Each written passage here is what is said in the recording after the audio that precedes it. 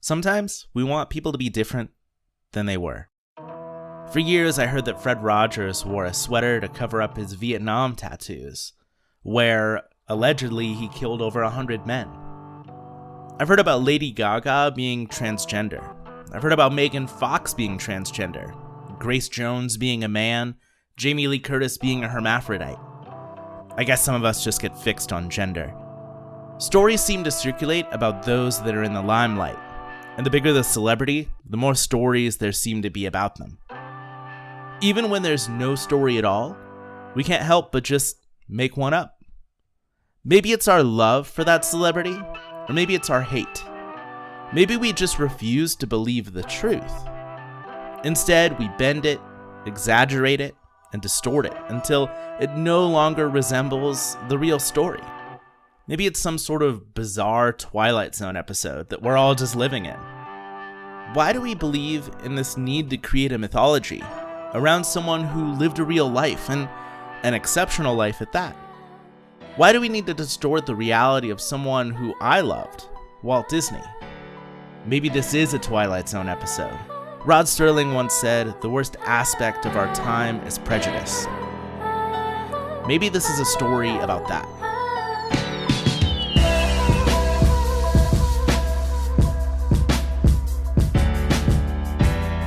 My name is Josh Taylor, and you're listening to the inaugural episode of my podcast, Modern Mouse, a look into the less magical side of life through the most magical lens I know, the Walt Disney Company. In this episode, we'll be looking into the legacy and mythology of Walt Disney. Founding his company in 1923 and dying in 1966, he gave the world much more than anyone could have anticipated. He gave us classic characters, familiar movies, theme parks, and even plans for a brighter future. But for whatever reason, those aren't the stories people are telling. And somewhere along the way, the truth got lost.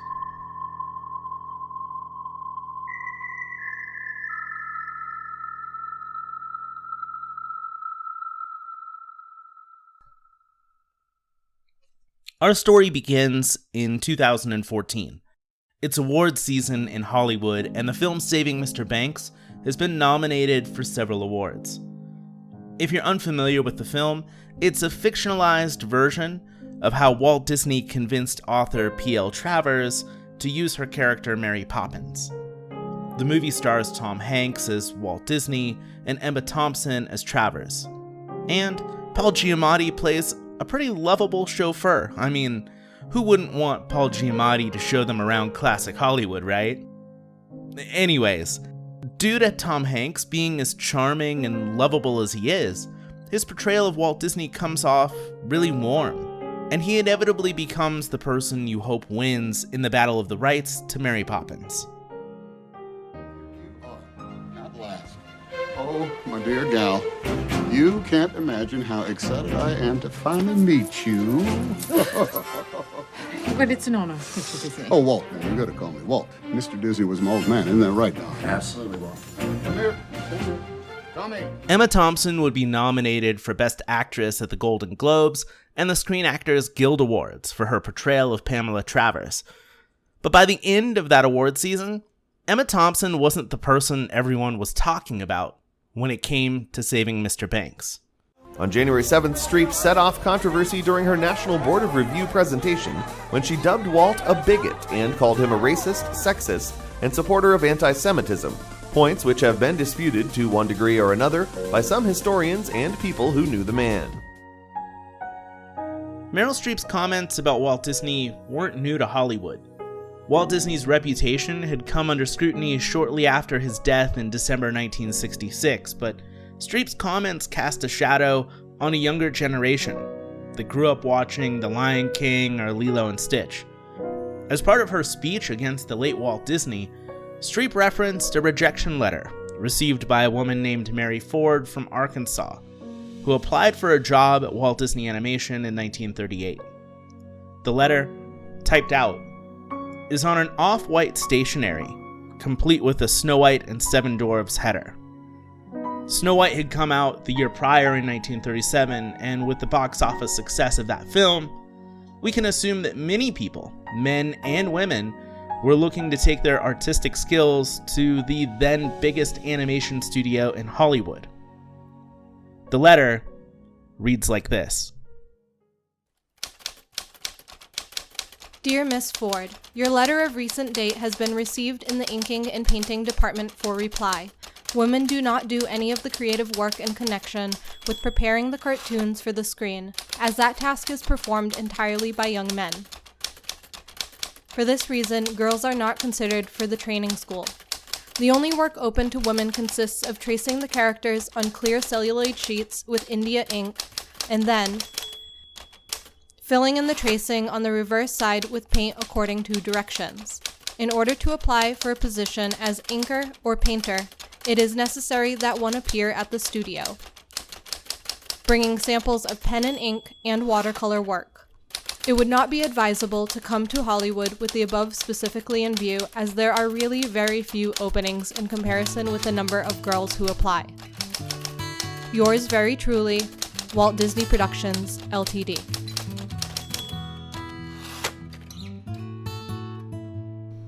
That's heartbreaking, but realistic for the time period. Remember, this rejection letter was received in 1938. Women and men had social roles to play, and those roles were even regulated by the US government. During the 1930s, 26 of the 50 US states prohibited the employment of married women. The 1932 Federal Economy Act banned more than one person from a household to work for the government, assuring men a job in government over women. President Roosevelt's New Deal agencies, which allowed the U.S. to get out of the Great Depression and create new jobs, employed mostly men, as it was believed that women couldn't handle manual labor and were instead placed into jobs like sewing. When we hold Walt Disney to a certain standard, we have to hold him to the standard of his time and not of ours. Walt Disney wasn't an all-powerful being whose morals were more pure than his own ego. He was human, and he lived in a society that influenced his bias and prejudice. By the way, another story I hear all the time about Walt Disney is that he was a racist, and a lot of that scrutiny comes from his depiction of the slave and owner relationship of a post-Civil War Confederacy in his 1946 film, Song of the South. To be sure. Just like Brer Rabbit when he stuck his foot into something he don't know nothing about and ain't had no business mixing up with in the first place. Ain't you never heard that tale? Not yet, Uncle Remus. Oh, then me are fairly gracious. I sure ought to told you about that. Well, sir?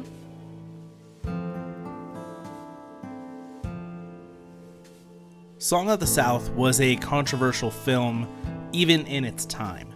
Walter Francis White, secretary of the NAACP, the National Association for the Advancement of Colored People, spoke out to both praise the film for its technical marvel and condemn the film for its depiction of a happy-go-lucky relationship between former slave Uncle Remus and the white Favor family. Was Walt and his studio in the wrong to portray the classic Uncle Remus stories in this manner? Perhaps they were. But to make up for it, Walt did push for James Baskett, the actor who portrayed Uncle Remus, to get an honorary Academy Award for his performance. This was completely unheard of. In 1940, Hattie McDaniel was the first ever African American to win an Academy Award for her portrayal of Mammy in Gone with the Wind. But her win came with many stipulations. She had to sit at a certain table near the back of the room, and she was to be the only African American at the award show because the hotel where the awards were taking place at had a strict segregation policy against blacks. James Baskett would become the second person of color to ever receive an Academy Award, something that Walt Disney actually pulled off. Does that negate the poor depictions from Song of the South? I don't think so, but it does give hope to a belief that Walt Disney wasn't a racist. I mean, this was 17 years before Martin Luther King Jr. marched on Washington and gave his famous "I Have a Dream" speech. It was a different time, and once again, societal norms were just different. I have a dream that one day on the red hills of Georgia, sons of former slaves and the sons of former slave owners will be able to sit down together at the table of brotherhood. I have a dream that one day.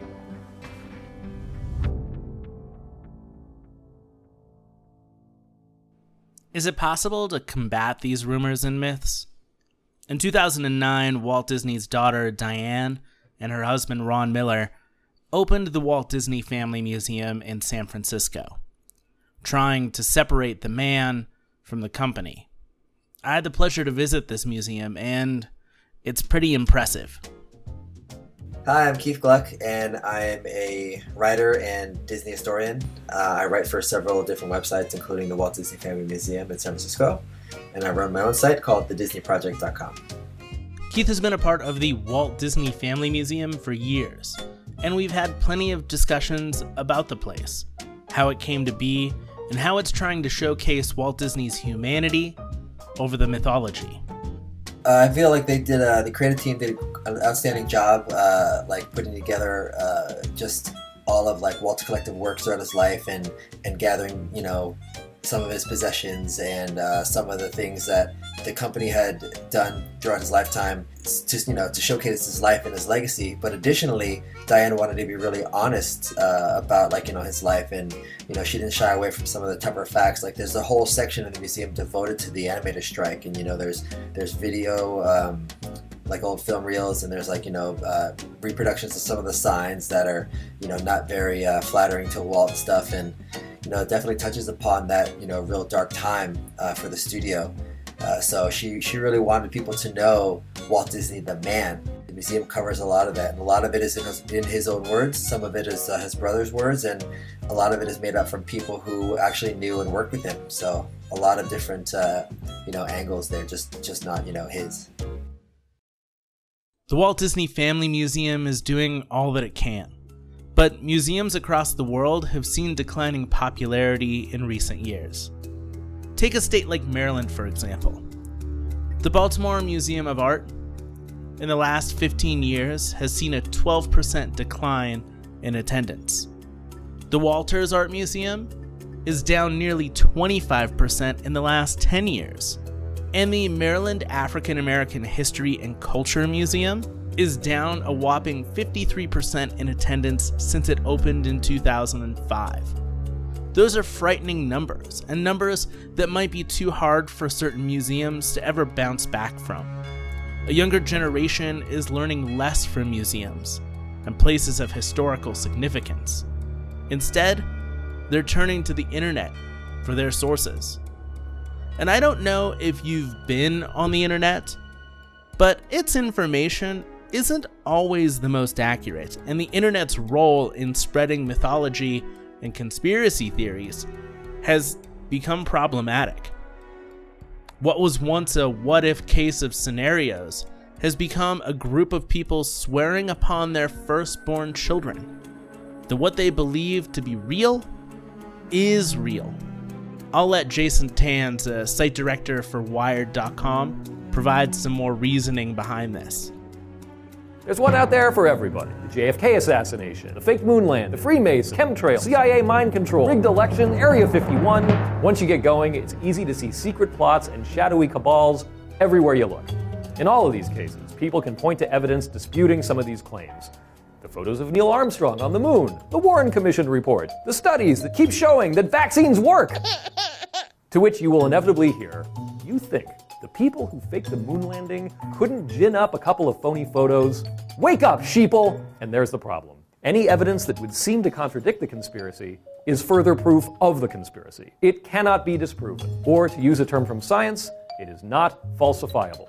A hypothesis is falsifiable if you could imagine a way to prove it wrong through observation. An example of falsifiability would be something simple that you could see with your eyes or touch with your hands. Like, if you believed that all swans were white, but one day saw a black swan, You'd be proven wrong about your original statement, and you would change your mind.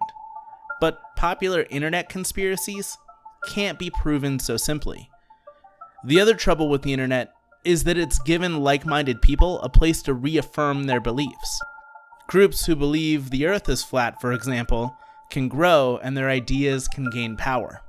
One such conspiracy that's had a large following is the idea that Walt Disney is cryogenically frozen and that he is waiting for the right time to return.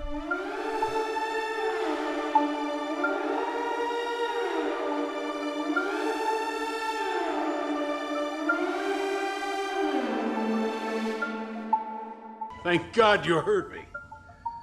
I'm Walt Disney. Wow. An audio animatronic Walt. So that's what they've been doing down here. Thought the Johnny Depp one was good, but so real. Take your finger off my nose. That was a clip from the independent movie, The Further Adventures of Walt's Frozen Head. It's a film by Ben Lancaster about a man who shows Walt Disney a day at Florida's Magic Kingdom. After finding his cryogenically preserved head in a box underneath the park. That might sound crazy, but just type it into Google. Pages after pages come up about Walt Disney being frozen, sometimes with or sometimes without a head. Sometimes he's in Florida, other times he's in California. And let's top that off with the fact that the movie Frozen was made to muddle your Google search for the actual truth. That myth only gained popularity when popular YouTuber Shane Dawson covered it in one of his most popular videos ever made. I mean, think about it. Anybody searching Walt Disney Frozen from 2011 and before were only looking to see if Walt Disney had his body or head frozen. So how would Disney hide those search results? By making a worldwide hit film called Disney's Frozen is officially the highest grossing animated movie of all time. I mean, just look at the search results from 2011 and before. Yeah, pages of information about Walt Disney's head possibly being frozen. And then look at the search results now. Okay, I don't want to go down some weird rabbit hole here, but that video, it had over 36 million views within its first 2 months of being published. I'm not saying that all 36 million people who watched that video now believe in a frozen Walt Disney, but I do have to think that there were a few people turned on to that theory and would believe it as fact. All of these myths vary in degree between possible and ludicrous, but I want to know if these myths do anything to the real legacy of Walt Disney. Remember when I said that movie was made by Ben Lancaster? Well, I sat down to talk with him about Walt Disney's legacy. Who was the guy who started 20th Century Fox? You know, like, can you remember his first name? I was going to use him for an example and then realized I couldn't remember his first name. William Fox, maybe? William Harry Fox? I don't know. It was somebody whose last name was Fox. It was William Fox. We have all these people from Hollywood history who made incredible contributions to the art of movie making. They're forgotten. The mythology has certainly helped serve as an entry point to remembering who Walt Disney was as an artist, as a filmmaker, in a way that not anyone else from his era who maybe even had similar contributions has. Ben's right. Walt Disney is more well-known today than almost any film producer, director, or studio head of the early 20th century. Just try and think of someone who worked in Hollywood behind the camera that was bigger than Walt Disney. Go ahead. I'll give you a second. It's a tall task to think of someone, right? The myths, no matter how damaging they are to the real spirit of the man, have kept his name in the spotlight for decades after his death. But will they ever go away? Or will they ever truly hurt him? Here's Ben again. Walt was a man of his time. He was not the most enlightened individual that was born in 1901. He was certainly not the most least enlightened individual that was born in 1901. So you can rehash a lot of stuff, but like most of it's just pure garbage and speculation and things taken way out of context. As far as the really bad accusations, once again, I kind of feel like it just kind of comes with the territory. There's that Dark Prince of Hollywood book that came out not too many years after he passed that just had all kinds of ridiculous conspiracy theories in it. And as someone who likes ridiculous conspiracy theories, let me tell you, some of them were pretty nutso. Mark Elliott's book, Hollywood's Dark Prince, paints Walt Disney in a really negative light, much of it without any proof or merit. And its publication gave way to a slew of accusations that still live on today, including many of the ideas we talked about in this episode. As people, we just love to create stories, even if they bend the truth way too far. It's almost like we're trying to see how much we can get away with.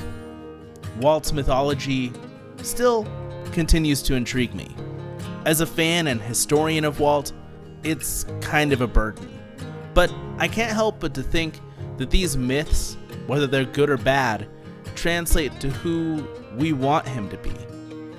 If you don't like Walt Disney or any of his movies or the theme parks, of course you're going to associate him with being a racist, sexist Nazi. If you're a fan, maybe you're holding out for that day where you turn on the news to see that his brain has been preserved thanks to a big giant block of ice and some weird science, and he'll be producing a new film next year.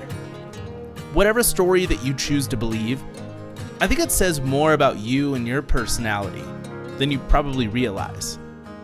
For you, maybe Kanye is the second coming of Christ, or Leonardo da Vinci was part of some underground Illuminati society with Beyonce. Maybe you're more of an optimist and still believe that famed missing person Maura Murray is still out there, alive, living her best life. Whatever the story, it creates a connection between you, that person, and the rest of the world. If that's how we keep those long gone in our society and culture, then so be it. I'd rather have to fight off the myths of Walt Disney than nobody know him at all.